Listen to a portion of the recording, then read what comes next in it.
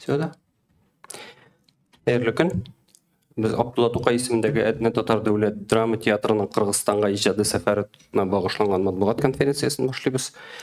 Bizning qonaqlarımız Zaynullin Linur Elfir ulu, Etne Tatar Devlet Drama Teatrı direktori, Battalova Gülüsa Rəşid qızı, şagira, marketing һәм tышқы элемтәләр буенча директор урынбасары, Хисмәтуллин Риваль Ренат улы, театр артисты, җырчы, композитор, Шарифуллина Разилә Рафис кызы, театр артисты, җырчы.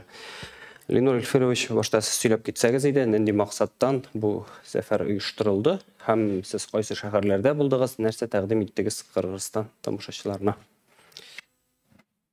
Тагымыргат, хәерле көн, исәмсез. Бу безнең Кыргызстан шәһәрләренә гастроль, ул Болгар дәүләтендә ислам динен кабул итүгә 1100 еллык уңаеннан Татарстан Республикасы президенты Рөстәм Нургали улы Миңнехановның йөкләмәсе буенча оештырылган гастрольләр. Безнең гастрольләр Кыргызстан Республикасының баш каласында Бишкек шәһәрендә булды. Аннан соң Каракол шәһәрендә, Джалал-Абад һәм инде безнең соңгы концерт программасы, театральләштерелгән концерт программасы Кыргызстанның Ош шәһәрендә чыгыш ясау белән тәмамланды һәм без шушы шәһәрдән инде кайтып та киттек. Ничек кабул итте тамашачы? Бик яхшы тамашачы, бик яхшы, бик сагынып безне каршыладылар, бик теләмичә генә озатып калдылар, инде без әле кайтып та китмичә кайчан киләсез дип. Һәм шуны да әйтеп китәсе килә, мәсәлән, Каракол шәһәрендә, анда әгәр дә инде алар әйтүе буенча дөрес булса, аларның исемдә булганнардан бу иң беренче татарча концерт программасы булган аларда инде. Һәм Джалал-Абад шәһәрендә шулай ук анда тамашачылар әйтүе буенча соңгы бер 15 елда татарча концертлар булмаган, аларның исендә бер 17 ел элек Башкортстаннан килгән булганнар инде менә шулай ук Джалал-Абад шәһәрендә. Яхшы. Гүлсә сөйләгәнсез инде менә концерт тамашаның эчтәлеге, сценарийын сез ничек итеп корырга тырыштыгыз, ничек эшләдегез, анда нәрсәләргә игътибар бирдегез? Шул хакта. Рәхмәт. Иң беренче бу Кыргызстанга бару концерт программасын эшләгәндә, мин үзем шәхсән сценарий авторы һәм алып баручы буларак Кыргызстан җирендә яшәүче безнең милләттәшләребезнең тарихын өйрәндем. Алар арасында нинди татарлар, нинди тамырдан, нинди нәселдән булган татарлар яши икән дип һәм бик сыкланып, гаҗәпләнү катыш менә шундый миндә сыклану уятты, чөнки аларның ата-бабалары чыннан да бик затлы тамырлардан. Беренчедән, аларда инде менә 18-19 гасырда ук менә татарлар нәкъ менә вакытта патша Россиясе белән шәрык дөньясын, шәрык юлын, ефәк юлын бәйләүче бик данлыклы татар сәүдәгәрләренең нәселе андагы татарлар. Бу бердән. Алар ике мәгъриб белән мәшрикне бәйләп торган шушы татарлар. Икенчедән, алар арасында без инде беләбез, безнең татарларга 16 гасырдан соң тимерчелек белән, зәркәнчелек белән монда шөгыльләнү ярамаган татар илендә дип әйтим инде. Һәм анда безнең бик күп тимер осталары, алтын, көмеш осталары, күнчеләр, һөнәрчеләр анда күченгән. Менә аларның нәселләре анда бүгенге көндә. Без беләбез, Урта Азиядә иң беренче мөгаллимнәр һәм муллалар татар кешеләре булган. Менә аларның нәселләре яши анда хәзер. Һәм менә шул инде мин шушы тарихлардан чыгып, махсус алар өчен шигырьләр яздым. Үземнең аларга туры килә торган, безнең этнәбезне, безнең театрыбызны аларга тәкъдим итәрлек шигырьләр, сүзләр барлап, сценарийны менә шулай итеп кырдык без.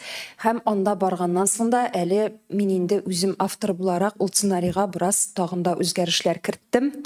Чөнки барып аралашканнан соң татарларның кызганычка каршы теленең, татар теленең инде шактый югала баруын күреп, аңлап, инде сәхнәдән сөйләгән сүзләрне менә мин сезгә сөйләгән шикелле тизлектә түгел, әкренрәк, гадирәк җөмләләр белән аларның күңеленә, аларның колагына барып җитәрлек итеп шулай сөйләргә туры килде.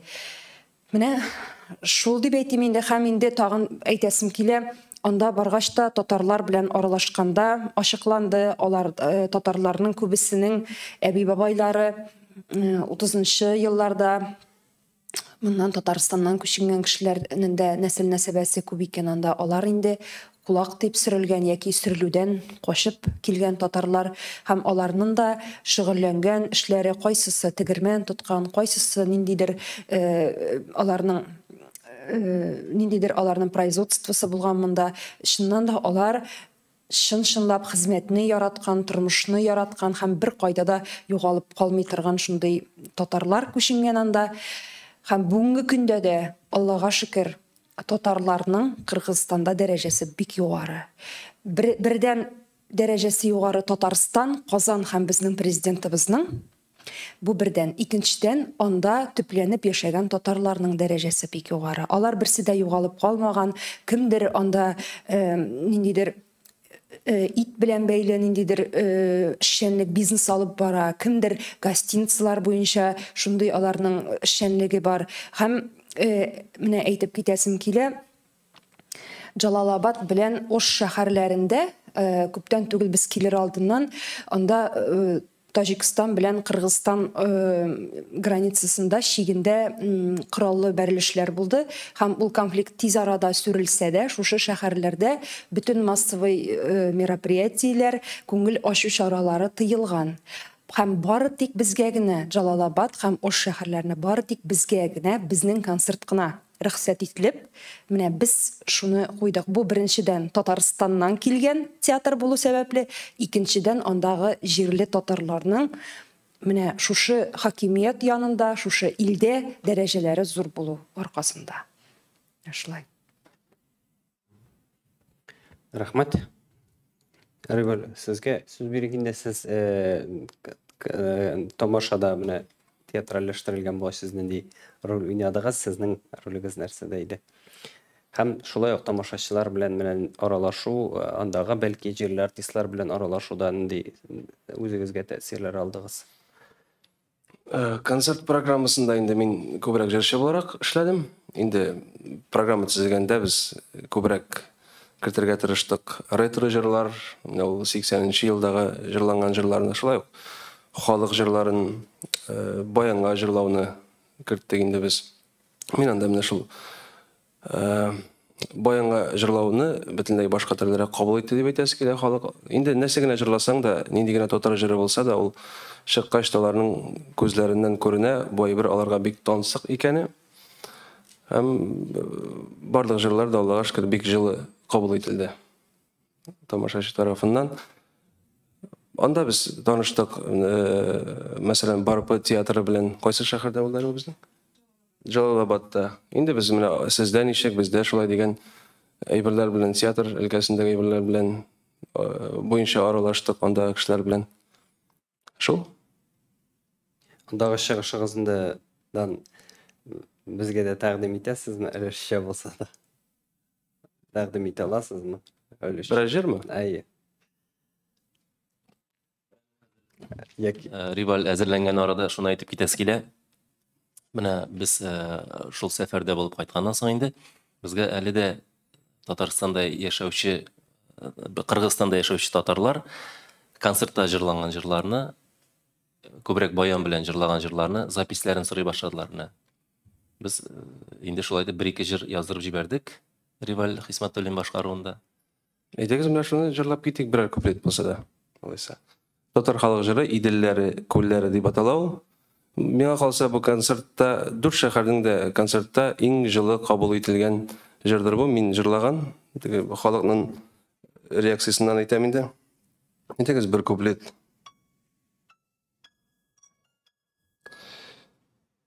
Хәзер. İdilleri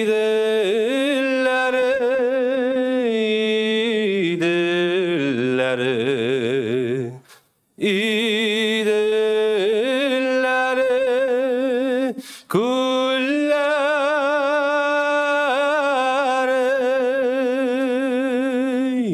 İdiller, idiller, idiller kullar. Sen menikke, min senikke demedin bidilgar. İdiller, idiller, idiller kullar. Sen menikke, min senikke demedin bidilgar.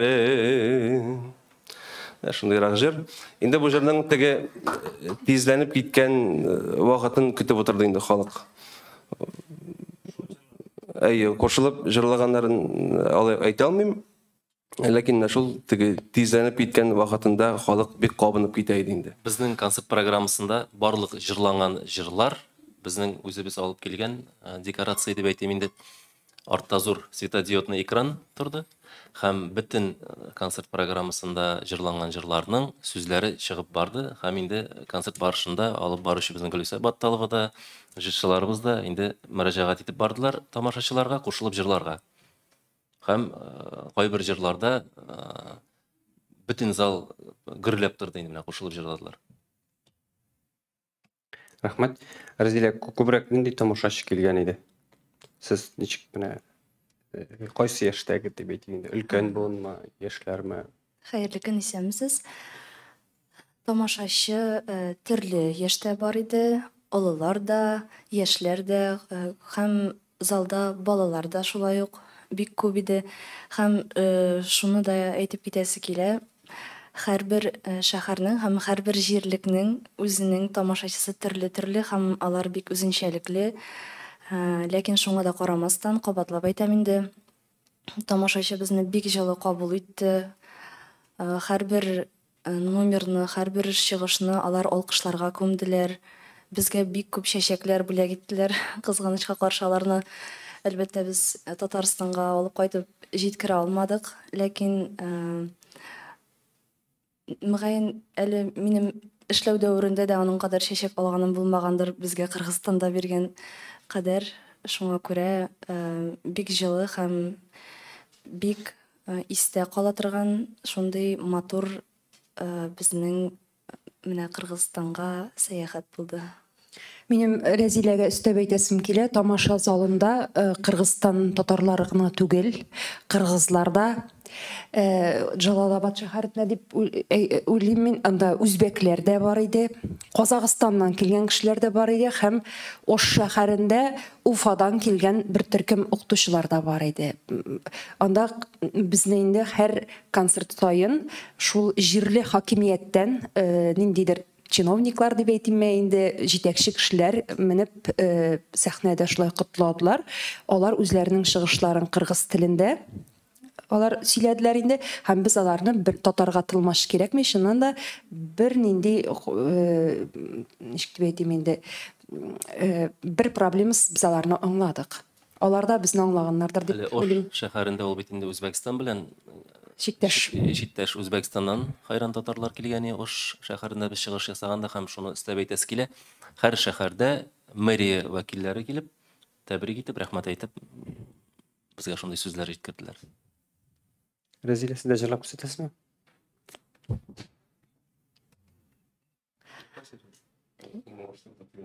Элмәлек, наверное. Элмәлек дигән җыр. Юк, крем, наверное. Югышмасам. Ай, элмәлек. Ай, элмәлек. Элмәле тоннарына без кимәдек.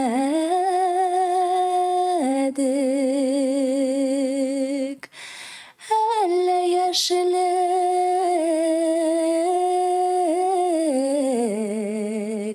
әллә юләрлек. Узган гомер көйләрне сизмәдек. Әллә яшелек,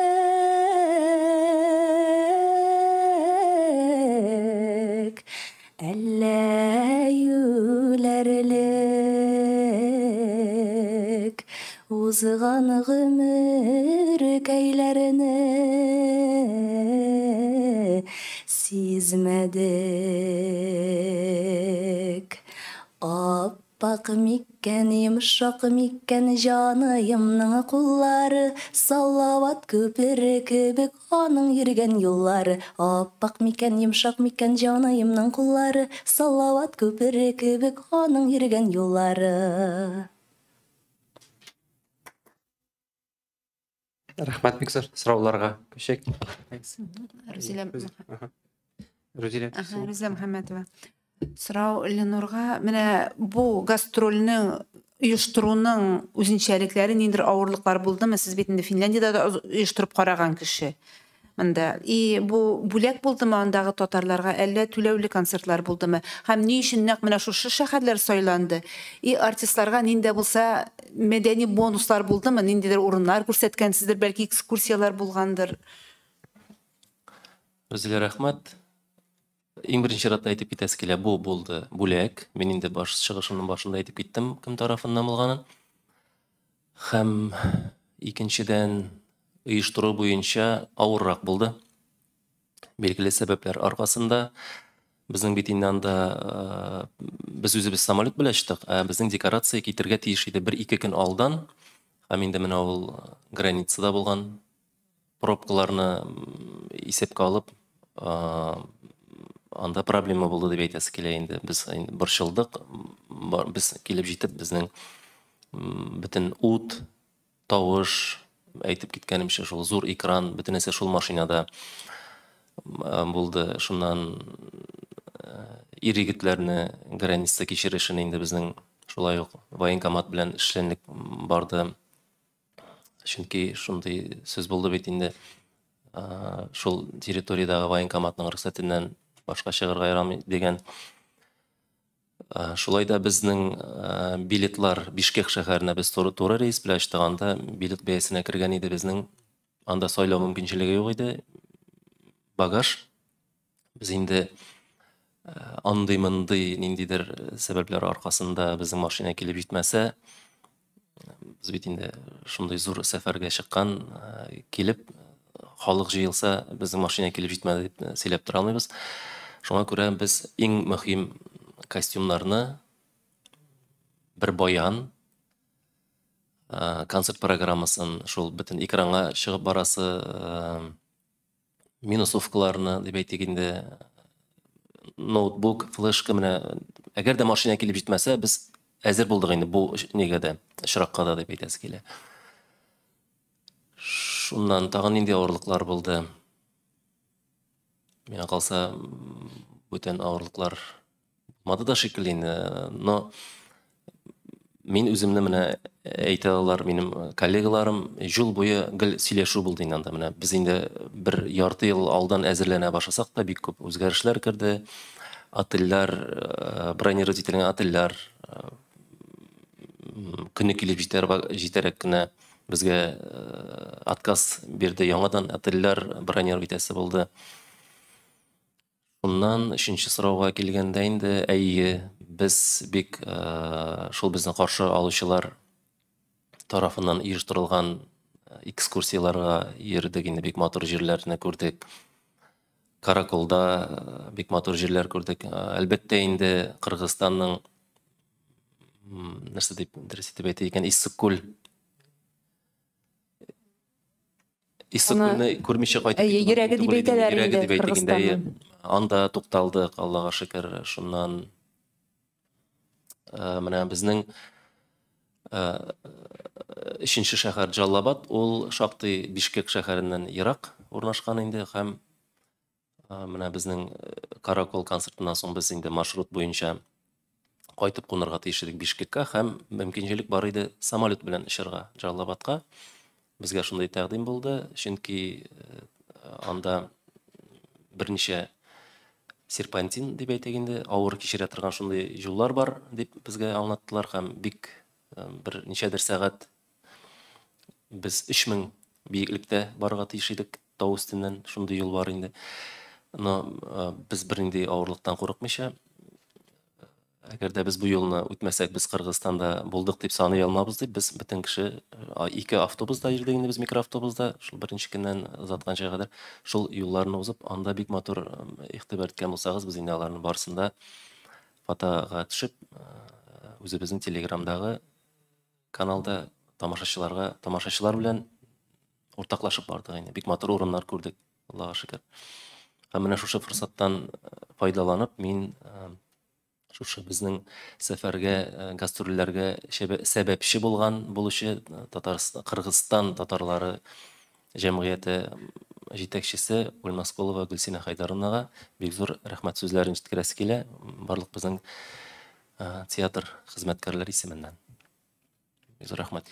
Минем инде Ленор Илферович ул үзен мактарга яратмый. Минем менә чынлап кулымны йөрәгемә куеп әйтәсем килә. Китер алдыннан мин инде бигрәк тә эш бала әнисе буларак борчылдык, чөнки аның дөньясы да шундый мең мәшәкатьле вакыт, юлы да ерак.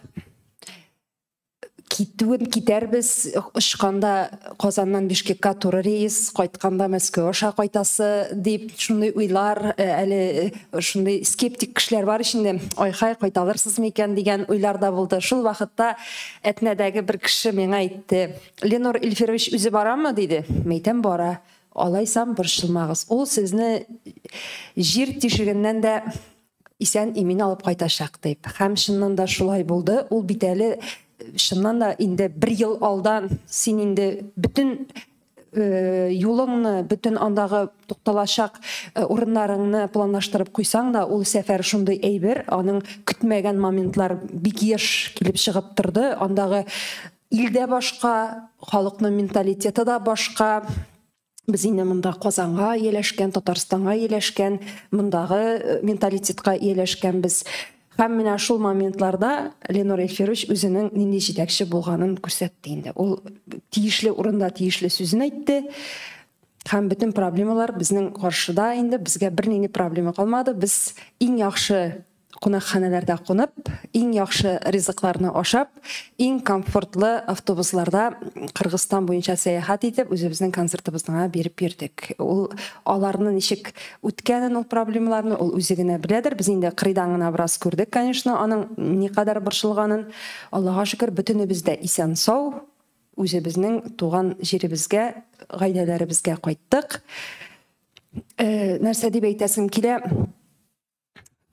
Менә Татарстан, Кыргызстан дигәндә чыннан да менә кайтып керүгә аңладык инде үзебезнең туган җиребезнең ни дәрәҗәдә кадерле булганын, ни дәрәҗәдә Казанның, Татарстанның алга киткән, үсештә булган республика икәнен.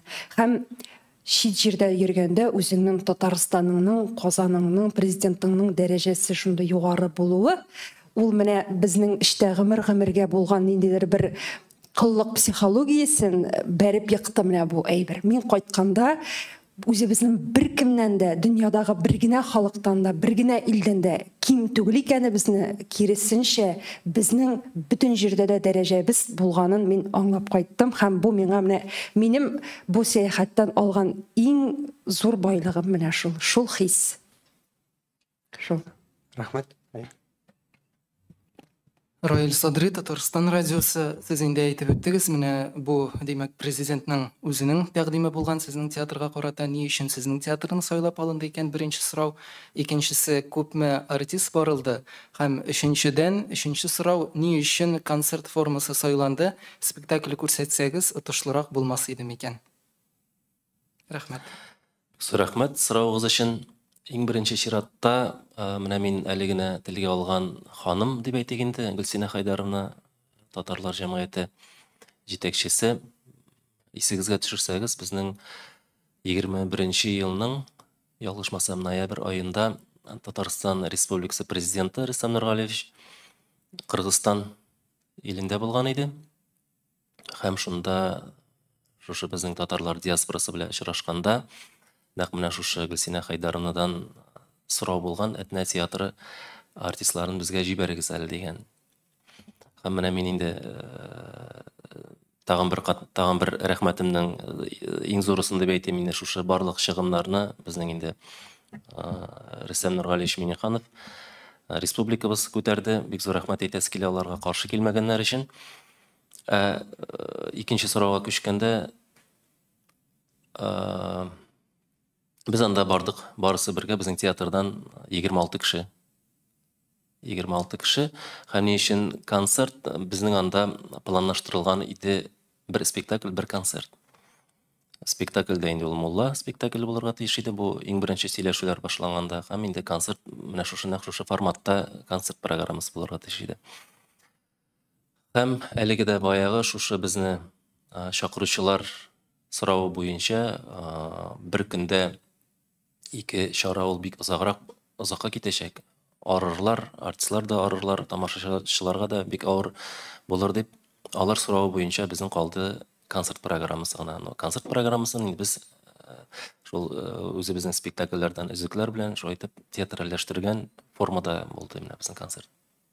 Минем бер әйбер истисем килә, менә журналистларда да гомумән безнең анда концерт белән барып кайтуыбызны ишеткән кешеләрдә дә бер сорау туарга мөмкин. Нишәп Татарстанда концерт бирерлек төркемнәр, ансамбльләр, коллективлар бар бит. Нишәп театр коллективы концерт белән бара дигән. Беренчедән безнең инде Кыргызстан татарлары белән дуслыгыбыз күптәннән бара. 2018 елда безнең театрыбыз анда Шыңгыз Айтматовның юбилее уңаеннан Гүзәлем әсәр спектаклен тәкъдим иткәннән соң бу дуслык башланган иде. Кыргызстан татарларыннан бер төркем делегация безнең Этнәдә дә булып, кунак булып киткәннәр бер елны. Һәм шушы дуслык аркасында беренчесе, икенчесе, без концертлардан соң безне инде елый андагы татарлар шулай кочаклап сөйдиләр инде безне, без алар өчен инде бер алтын бер шикелле, һәм алар шул вакытта әйттеләр. Менә сез шуны хәтле гади ихлас, без бу сүзләрне Финляндиядә дә ишеткәнек. Сез шул хәтле гади ихлас, сезнең биюләр бит инде безнең Этнә биюендә күрсәттеләр, тагын шундый халык биюләрен. Сезнең киемнәрегез дә бернинди пафоссыз, гап-гади. Нәкъ менә татарлар элек алар бит инде әбиләре, бабалары сөйләгәннән татар киемнәрен хәтерлиләр. Без дөресен генә әйткәндә, монда Кыргызстанда да шулай диләр, анда бит Кыргызстанда үзенең ансамбльләре бар. Ниндидер ялтыравык белән катырылган күлмәкләрдән без туйганык диләр. Менә шул безнең бәлки авылча гадилегебез, самимилегебез, алар янына менә шул ачык йөрәгебез белән баруыбыз, аларга менә чыннан да бик тансык һәм бик кирәк иде ахры. Һәм инде Гөлсинә Хайдаровна ул чыннан да бик зирәк һәм бик эшлекле ханым, кирәк урында ул бик усалда була белә, бик киң күңелле дә була белә, оештыру сәләттә бик көчле аның. Ул бездәге менә шул аларга тансык булган шушы гадилекне, ихласлыкны бездә күреп калган булса кирәк. Шуңа күрә инде ул махсус безне чакыргач, без инде моның чыннан да без бу сәфәргә лаек икәнлегебезне аңлап, шул дәрәҗәне саклап йөрергә тырыштык. Рәхмәт. Сөймбикә журналы сорауым артистларга, ул бит ничек төбәкләргә баргач, үзенең коллегаларының тормышы белән кызыксынасың. Ничек яшиләр инде театрлары, сезнең иде инде ниндирәк хезмәт хакы алалар, ниндирәк статуслары бар. Сез ничек дип кайттыгыз? Кызыгып кайттыгызмы, әллә инде яшәсен үзебезнең Этнәбез дип кайттыгызмы? Рәхмәт. Нәрсә генә дисәк тә, кая гына барсак та, һәр кешегә үзенең туган ягы нанда якынрак җир була алмыйдыр инде ул. Безнең белән анда чагыштырганда, мәсәлән, ул финанс ягыннан анда разница бар. Аларның акчасы белән безнең акчада. Шул. Якка таба разница. Безнең файдага. Безнең файдага. Без чыгыш ясаган биналар, алар бик зур биналар. Менә Барбы театрында, Джалалабадта чыгыш ясадык. Бишкекта шәһәр филармониясендә, Ошта филармониядә чыгыш ясадык. Алар шаккаткыч дәрәҗәдә зур биналар һәм бөтенесе дә Совет чорында салынган биналар. Нәрсә дип әйтик инде, без инде барып, сәяхәт кылып, кунак булган ягыбызны һич кенә дә түбәнсетәсебез килми. Менә мин ассызыклап әйтәм шушы җөмләмне. Без үзебезнең Татарстанда яшәүбез белән, менә шушы шартларда яшәүбез белән бик горурланып, сөенеп һәм шөкер итеп кайттык. һәм киләчәктә дә безгә менә шушындый байлыкта, муллыкта яшәргә насыйп булсын иде, иҗат итәргә насыйп булсын иде. Әйе. Хәерле көн, сәхнә журналы Алсу Габдуллина. Шактый зур эш башкарылган, программа әзерләгәнсез. Әлеге программа шул русча әйтсәк разовая акция гына булып каламы, әллә инде тагын башка төбәкләргә милләттәшләребез яшәгән башка регионнарга да чыгарга планнарыгыз бармы? Бу формат дип әйтгәндә менә әйтәм бит инде анда һәр җырның сүзләре чыгып бару, ул безнең инде күптәннән эшләнгән иде. Biz ул концерт белән инде хайран гына гастрольләргә дә чыккаладык. Күп кенә җирдә тәкъдим иттек бу программаны. Әмма дә ләкин менә махсус Кыргызстанга без инде аны Гөлүсә әйтеп киткәнчә аларга багышлап программа корылды яңадан шигырьләр, сценарийда аз гына үзгәрешләр.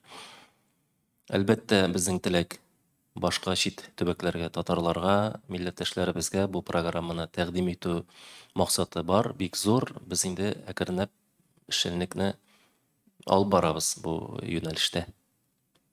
Алсу. Тукай шигырендәге шикелле шәм яктысы төбенә төшми дигән шикелле инде без инде һич кенә дә үзебезнең төбәкне дә бу концерт программасыннан аерып калдырасыбыз килми. Шуңа күрә ноябрь аенда әлеге концерт программасының инде бераз гына үзгәртелгән варианты белән без үзебезнең Әтнә тамашачысына һәм Әтнәдәге авыллардагы тамашачыга да әлеге программаны тәкъдим итәчәкбез. Алар инде аны бик көтеп торалар. Чөнки алар бит инде хәбәрдар, безнең һәр адымыбызны алар күзәтеп барды. Алар беләләр безнең нинди уңыш белән анда йөреп кайтканыбызны һәм менә үзебезнең тамашачыга да без аны тәкъдим итәбез. Һәм шушы форсаттан файдаланып тагын бер кат барыгызны да чакырабыз. Ул менә мин карап алдым 26 ноябрь. Әтнә театр сәхнәсендә. Безнең театр сәхнәсендә булачак. Без сезне көтеп калабыз. Нәрсә дип атала? Кара укы җырла тамаша концерт караоке форматында концерт дип атыйбыз инде без аны. Тамаша. Нәрсә дип Концерт программасы Кара укы җырла. Кара укы җырла. Кара укы җырла. Әмма менә без тәкъдим ителдеме Кыргызстанда да? Шул ук атама белән. Юк, анда зур концерт дип без тәкъдим иттек. Чөнки аны бәлки аңлап бетермәсләр дигән уй булды бездә. Һәм инде бу концерт барышында да бик күп булды безнең. Менә Казакъстанның Алматы шәһәренә килегез, Үзбәкстанның фәлән шәһәренә килегез дип бик шуны тамашачылар тарафыннан бик күп шундый чакырулар булды. Һәм инде Кыргызстан татарлары үзләре дә әле без китеп өлгермәдек. Алар инде менә тагын килегез, фәлән ничә елда килегез дип шайтып чакырып калдылар. Без инде бик өметләнәбез. Киләчәктә дә шундый безгә матур форсатлар булыр дип инде. Сораулар бармы? Гөлүсә, нинди телдә сөйләштегез алар белән? Гомумән яшь буын нинди телдә сөйләшә һәм тел югалу проблемасы бик көчле торамы? Һәм тагын алар соңрак Кыргызстанга килгән бу мөхаҗирләргә, хәзерге буыннарга ярдәм итәргә әзерме ул безнең анда ул заманда килеп урнашкан татарлар, хәзер килгән татарларга ниндир ярдәм итәр дип уйлыйсызмы? Рәхмәт. Беренчедән сорау әйе чыннан да тел проблемасы анда бар. Инде ничек дип әйтим, менә әлеге менә мин әле сөйләгән кебек кызурак сөйләшсән, алар аңлап та бетерми, аларга акрынрак итеп сөйләргә кирәк. Әмма анда бит инде кыргызлар, татарлар, әйткәнемчә, кыргыз теле белән татар теле арасында ниндидер авырлык юк бер-береңне аңлау буенча инде. Шуңа күрә без Кыргызстанга аяк басу белән кайтып киткәнчегә кадәр бары тик татар телендә генә сөйләштек. Бишкек базарларында идәгеләребезгә күчтәнәш алганда да бары тик татарча гына сөйләшеп, шулай итеп сатулашып, чөнки инде шәрык базарлары алар шундый, алар сатулашканны яраталар. Аллага шөкер, татар теле, татарга тылмаш кирәкми дигән сүз дөрес ул. Менә бу илләрдә инде татар теле белән югалмыйсын. Татарлар дигәндә менә без инде Каракылда да таныштык, татар эшмәкәрләре белән. Алар инде җиргә нык басып торган, шәһәрнең иң зур теге салым түләүчеләре, алар шундый үзләренең бизнеслары бар. Һәм алар менә ул Кыргызстанда гына түгел, Финляндиядә дә шулай, әле дә шулай. Без Финляндиядә татарлар белән дә бик тыгыз элемтәдә яшибез. Аларда менә үз кардәшләренә, татарларга бик җылы һәм ниндидер бер шундый ниндидер менә якын итү мөнәсәбәте бар аларда. Алар ул татар кайда гына яшәсә дә, каян гына килсә дә, алар менә һәрвакытны ярдәм кулы сузарга, аларга ничек тә ярдәм итәргә, үз кардәшен алар бер кайчан да читкә тибәрми. Менә шундый сыйфат бар ул читтәге татарларда, ул көчлерәк безгә караганда. Шуңа күрә алар, мин уйлыйм, менә һәр чор татарларына, әгәр дә Кыргызстанга килгән татарлар булса, алар ярдәм итәргә әзерләр дип уйлыйм. Һәм инде алар үзләре дә безне шулай чакырып калдылар. Инде менә әле сез көз килдегез, җәй көне монда Иссык күл буенда бөтенләй башка мөхит. Әйдәгез әле коллективыгыз белән ял итәргә килегез әле дип менә шайтып та чакырып калдылар. Без сезгә менә шундый иң яхшы турларны шундый скидкалы бәяләрдән алып куябыз дип шундый алар менә гел ярдәм итәргә, гел безгә иң матур урыннарын күрсәтергә. Без инде менә Каракылда 1907 елда салынган, бер кадаксыз салынган Кытайлар салган мәчетне карадык. Менә безне теге кайнар чыганакларга кыйнырга бардылар. Алар менә ничек кенә шушы татарларның күңелләрен күрик икән, ничек кенә аларны күбрәк кунак итеп озатыгы икән дигән татарның шул кунакчыллыгы, аның җылы карашы, киң күңеллелеге, менә кай татар кайда гына булса да бу сыйфат аларга да хас. Онан соң музейларга барганда инде без Сөләйман тауына мендек, анда музей бар иде. Кая гына барсак да делегация из Татарстана гына дип әйтәләр. Һәр бөтен ишекләр ачыла. Менә шуңа бик горурландык тагын. Рәхмәт. Яхшы, әйе. Җегетләр, кызлар безне җырладылар. Гөлүсә, наверное, шигырь сөйләр инде монда. И тагын сорау алга таба алдагы планнарында сөйләп китерсез инде бер килгән килеш. Кыргызстан белән генә шикләнеп калмыйк. Шигырьне кайчан? Аннан соң Әзерләнә торсын.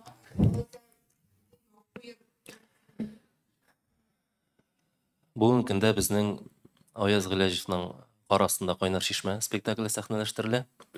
Аның премьерасы 18-19 ноябрьгә билгеләнгән. Без инде моны безнең театрыбызның легендар атасы дип әйтәбез Гомәр Мәрдановның туган көненә багышладык. Аның туган көне 15 ноябрь.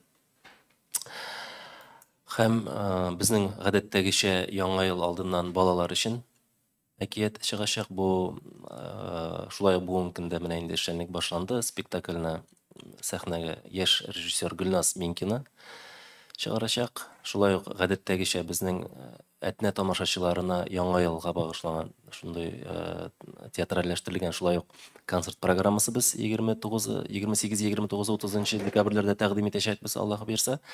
Инде шушы сезонның киләсе елга чыккач без узган ел сезгә барыгыз да беләсез инде Гомәр Мәрданов исемендә без театраль фестиваль эшләтеп җибәрдек.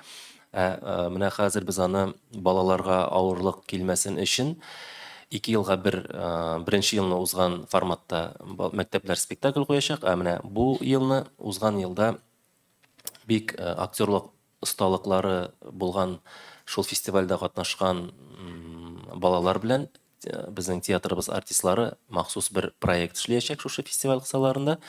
Һәм шуны әйтеп китәсе килә, әлегә материал билгеле түгел, спектакльне сәхнәгә куячак шулай ук үзе теләк белдерде Гөлназ Минкина. Аның көне инде безнең билгеләнде узган елның 20 мартта, чөнки 20 март ул безнең дөнья күләм балалар һәм яшүсмерләр өчен театр көне. Бик уңышлы булды аны көне белән.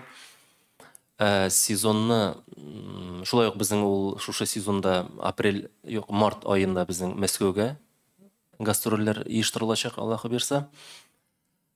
Һәм апрель аенда без шулай ук яңа проект ГИТИСта укучы режиссерларга үзе безнең сәхнә площадкасын биреп, аларга диплом спектакльләре кую мөмкинчелеге тудырабыз. Ул турыда да безнең менә хәзер эшчәнлек бара.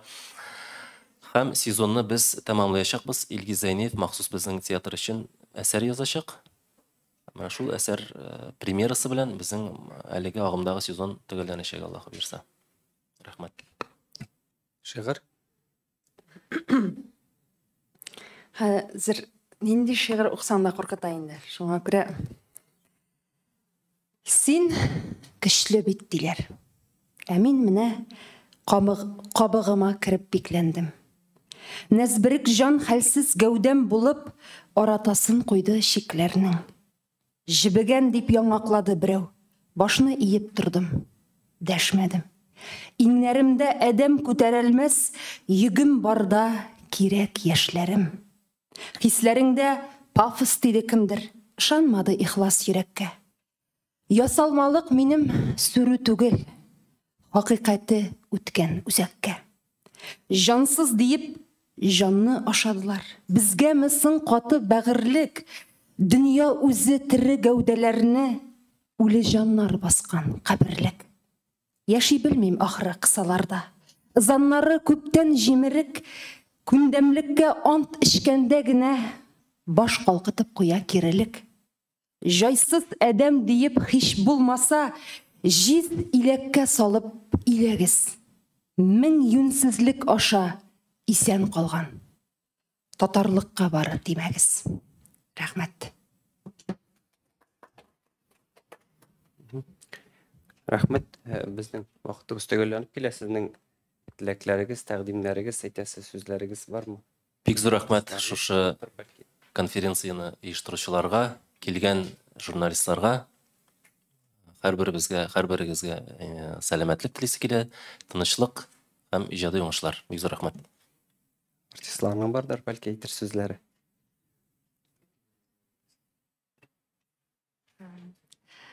Беренчедән форсаттан файдаланып, минем дә әйтеп үтәсем килә. Бик зур рәхмәт безнең җитәкчебез Ленур Эфировичка шундый зур һәм олы сәфәргә безне алып чыгып, шундый матур җирләрне күрсәтеп алып кайтканы өчен. Исән сау гына иләребезгә һәм бик зур рәхмәт шулай ук сезгә. Дөньяларыбыз тыныч булсын, стильләребез мул булсын. Бик зур рәхмәт. Рәхмәт. Төгәллибез. Рәхмәт.